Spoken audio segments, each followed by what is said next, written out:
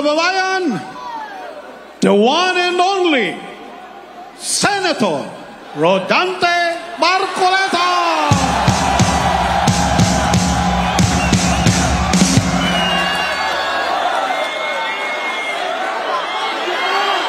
Magandang gabi, mga kapatid, mga kababayan.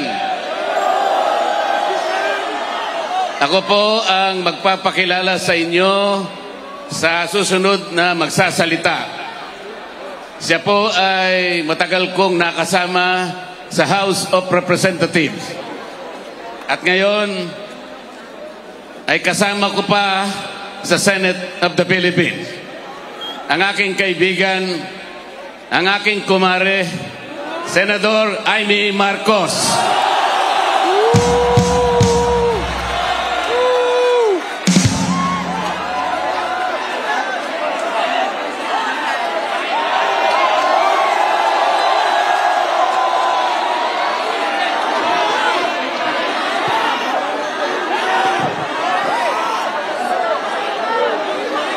Magandang gabi po sa inyong lahat, mga mahal na kapatid.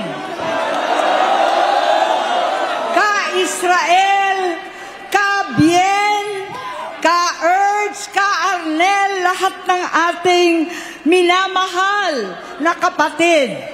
Higit sa lahat ang classmate ko mula Congress hanggang Senado, Senador Manong Dante Marcoleta. Napakahirap po ang pumunta, tumayo at magsalita sa inyong harapan. Pero noon pa man, alam kong walang madali kapag ikaw ay Marcos. Nanginginig ako at ang aking boses, hindi dahil ako'y natatakot sa inyo, kundi dahil nalulungkot po ako. Ipagpaumanhin ninyo kung sa gitna ng pagsasalita ko, ako'y hihinto, hihinga dahil sa bigat ng aking kalooban. Pero hindi yan ang dapat kong ihingi ng paumanhin. Hindi yan ang kasalanan ko sa bayan na dapat ihingi ko ng tawad. Narito po ako dahil sa tawag ng Iglesia ni Cristo para sa transparency, accountability at hustisya. At dahil sa tawag ng sarili kong konsensya, bilang senador, bilang kapatid, bilang Pilipino. Bata pa lamang kami ni Bongbong. Alam na ng buong pamilya ang problema sa kanya.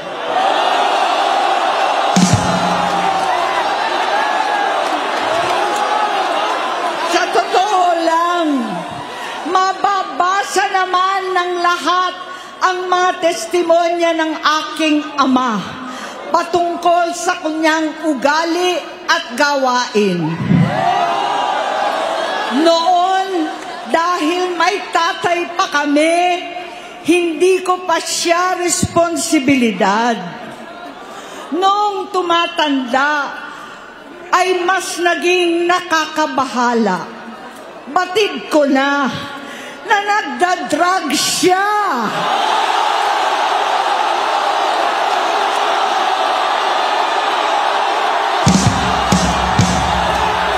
Nalaman ko at ng pamilya, nalaman ng pamilya, seryoso ito.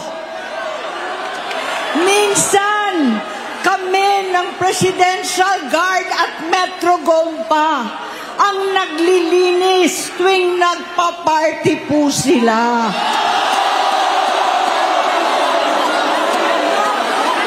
Namuhay kaming magkakapatid sa ibang bansa. kami-kami lang. Kinumbinsi ko pa si Bongbong, pakasalan mo na si Lisa. Naisip ko noon, kapag nag-asawa siya, malalagay na sa tahimik at magkakaroon ng direksyon. Ang laki ng pagkakamali ko. Mas lumala ang kanyang pagkalulong sa droga.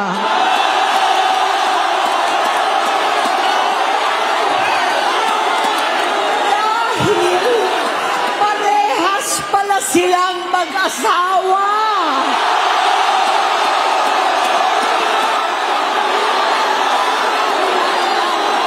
Naging gobernador siya ng Ilocos. Alam ng mga tao doon na halos hindi siya pumapasok. Tuwing kukumprontahin ko siya, ay nagsasabi siyang magbabago na siya, aalisin na niya ang bisyo. Hanggang sa may nagsumbong na naman sa akin na sa paggising pa lang sa umaga, kasabay ng almusal, marijuana pala.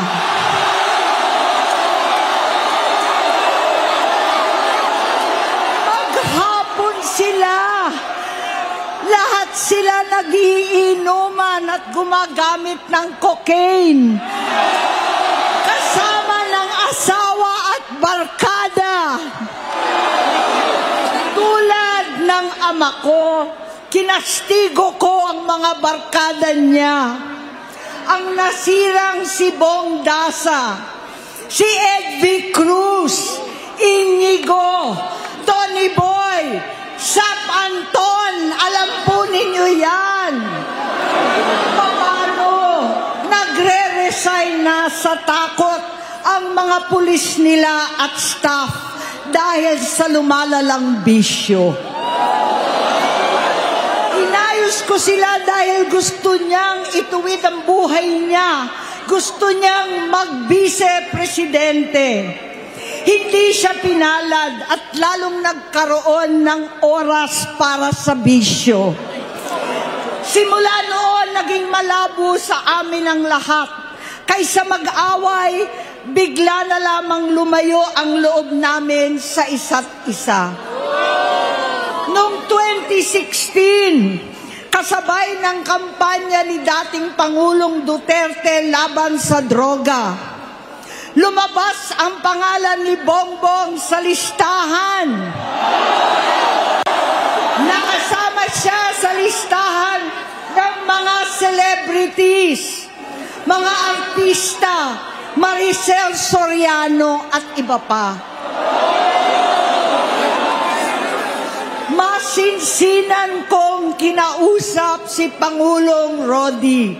Halos manikluhod ako. Sinabi kong ayon sa kapulisan, dapat usigin ang mga pusher at saka na lamang sagipin ang mga user. Naligtas si Bongbong. Labis ang takot ko at pag-aalala. Kinausap ko siya at nagsabi siyang talagang siya ay nagbabago na. Muli at lagi, hindi ako nawalan ng pag-asa. Ako'y naniwala ulit. Mula noon na natatanggap ko na lang na balita tungkol sa kapatid ko ay regular na pagpapadoktor. Kaya kumalma naman ako. Iniisip ko, totoo dahil naopera na ang tuhod niya sa gout. Siguro, totoo na ito. Hanggang nito, nalaman ko na tuloy ang paggamit niya sa mga party na garapalan naghahain ng droga. Pinagmamalaki pa ng mag-asawang kayang-kaya nila ang microdosing ng cocaine. Hati-hatiin daw para 4 na beses sa isang araw. Hindi mabibisto. Ang pampapadoktor, pinalabas nilang pag-stem cell. Nagpapalit daw ng dugo, nagpapalit magpa-blood transfusion. Kayang-kaya raw, hindi ko maintindihan ang pinagsasabi. Noong 2021, kahit papano, nagkikita kami at nagkakausap. Sumamba siya sa aking talagang hinintunan niya. Naniwala ako kasi sabi niya gusto niyang tumakbo. Ang sabi ko, tutulong ako sa abot ng aking makakaya. Ipinakilala ko si Bongbong kay Inday. Naging magkatandem sila. Pagkatapos noon ay biglang hindi na niya ako ulit kilala. Kahit si Inday, nagtataka, bigla ako naitsapwera. Kahit ganon, nangampanya pa ako para sa kanya, kahit si Inday na lang ang aking nakakausap. Hindi ko alam bakit ako nakaban sa headquarters nila sa Mandaluyong. Hindi ko alam bakit walang nagre-report sa akin tungkol sa kampanya. Sa totoo lang, masakit mang aminin, nung dinidisqualify na siya, halos papaboran ko na sana dahil may nagsumbong sa akin mula sa kanyang campaign team na gumagamit na naman siya. Nung sinabihan ko, siya at mga taong nasa paligid niya, nagkaisa silang tuluyan akong alisin sa kampanya na ako naman ang bumuo. Sinabi nilang gusto ko na siya ay ma-disqualify para ako ang pumalit. Hindi totoo yun. Iniisip ko ang kalagayan ng aking kapatid at paano siya magsisilbi kung ganyan ang kalagayan niya. Pero pinaparating sa akin na hindi siya lulong at minsan na lamang tuwing nagpa-party. Hindi ko maipaliwanag bakit gusto kong maniwala at hindi mawalan ng pag-asa. Noong nanalo siya, naging pinakamalayo na kami sa isa't isa. Maliban sa opisyal na tagpuan at kapag pumupunta yung nanay namin, hindi ako sumama sa loob ng 3 taon dyan sa Malacanang. Dahil lantaran na doon ang inuman, ang paggamit nila ng cocaine at mga bawal na gamot. Hindi ba ninyo nakikita, naririnig, kakaiba na siya magsalita. Hindi na maintindihan kung ano-ano na ang sinasabi at wala na sa sarili. Nagtatago sa kabaitan niya ang pang-aabuso niya sa droga. At nagbunga na ito ng mga nakakapinsalang maling desisyon. Hinayaan niyang kumilos ang mga nakapalibot sa kanya. Yung mga umaastang presidente habang nilululong siya ng mga ito. Hindi na kami nagkausap. Sa harap ng publiko, pinipilit kong magmukha kaming maayos. Pero wala na kaming koneksyon. Hindi ko hinihiling na maunawaan ninyo ako, lahat kayo. Sa palagay ko, ang makakaunawa lamang sa akin ay ang mga pamilyang may pinagdaanan sa adiksyon, sa inom, sa sugal, sa alak, sa bisyo, higit sa lahat, sa droga. Pag hindi ko siya nakakasama, buong aking loob na ipasok sa institusyon, ipagamot, iparehab ko na yan. Pero tuwing maghaharap kami noon, hindi kaya ng aking kalooban na gawin yon. Tuwing magsasabi siya sa akin na magbabago na siya, hindi ko siya kayang tiisin. Hindi ko kayang ipagkait sa kanyang pagkakataon at pagbabakasakali. Umaasa ako at laging nananalangin na sana, oo nga, nagbago na siya. Hanggang dumating ang 2024 at 2025, yung bisyo niya na ang dahilan ng pagbaha ng korupsyon, kawalang direksyon, at maling-maling mga desisyon. Walang accountability, wala nang hustisya. Hindi na niya alam ang nangyayari. Hindi na pinapaalam sa kanya ang mga pangyayari. Sinamantala ng mga ito ang paggamit niya ng droga. Kinangkam na nila ang kaban ng bayan, habang ang mga dating tumatawag sa amin ng magnanakaw ay nakakita ng pagkakataon sirain ang lahat. Nagagamit na nila si Bongbong para sirain si Inday. Itinutulak pa nila si Bongbong at ang bayan sa bangin para umastang tagapagligtas.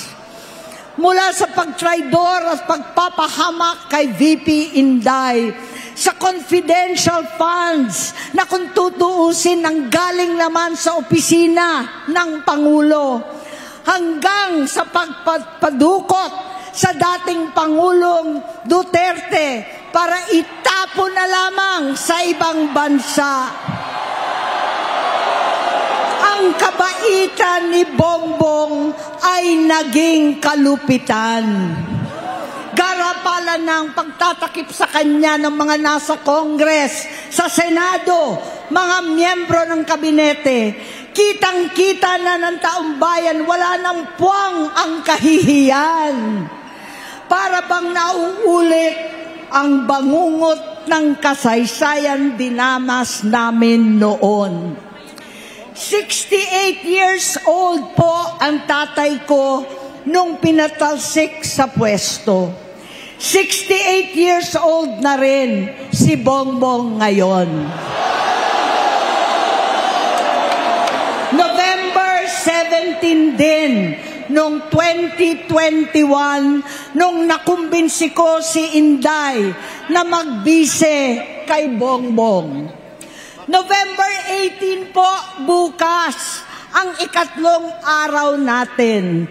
9 na taon na nakakaraan, saktong November 18 pa talaga, na pinalibing ni Pangulong Duterte ang tatay ko sa libingan ng mga bayani.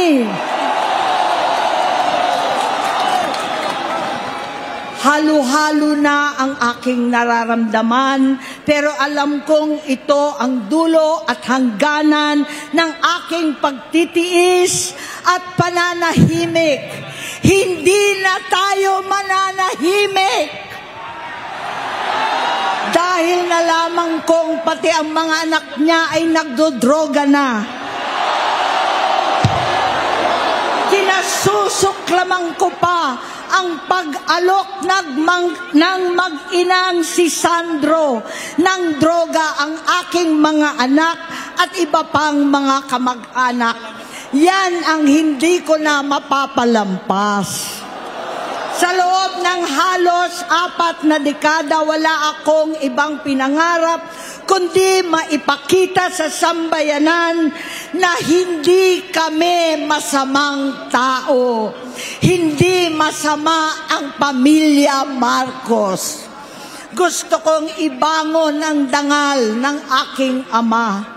Sa pamamagitan na nagpagtatrabaho para sa bayan, sinikap kong maging mabuting gobernador, kinatawan, senador. Hindi ako halos nagpapahinga para makapag-iwan sana ng legasiya na kapag sinabing Marcos, nabawi na namin ang tingin sa nakaraan. Ngunit sa kagustuhan kong maging responsableng anak, matupad ang pangako ko sa aking ama, nabigo akong maging mabuting kapatid.